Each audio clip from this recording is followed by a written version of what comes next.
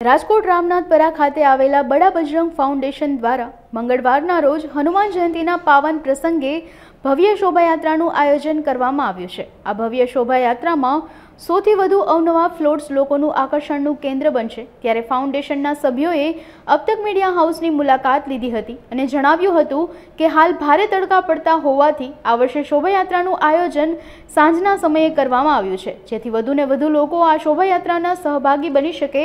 વધુમાં તેઓએ ઉમેર્યું હતું કે અમારા ગ્રુપ દ્વારા આ 16મું વર્ષ છે જ્યારે હનુમાનજીની શોભાયાત્રાનું આયોજન કરવામાં આવ્યું છે।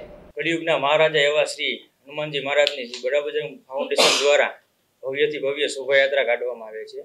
આ શોભાયાત્રાને અમારે 16મું વર્ષ ચાલી રહ્યું છે।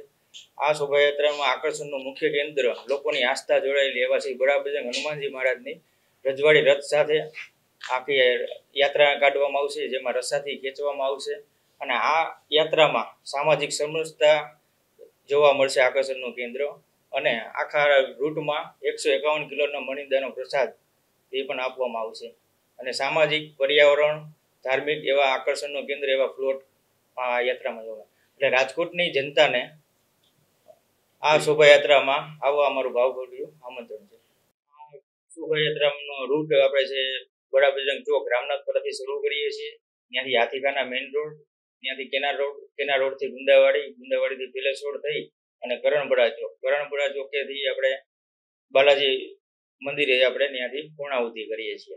અને આ શોભાયાત્રામાં 51 થી વધુ આકર્ષક પ્લોટ છે, પછી બાઇકો છે, કારો છે। આ યાત્રાનું પ્રસ્થાન દર વર્ષની જેમ અમે યાત્રા અધ્યક્ષ તરીકે નિમણૂક કરી છે। આ વર્ષના યાત્રા અધ્યક્ષ વિજયભાઈ વાઘ છે અને આ યાત્રામાં 3000 થી 4000 જેવું પબ્લિક અમારી સાથે જોડાયેલું હોય છે।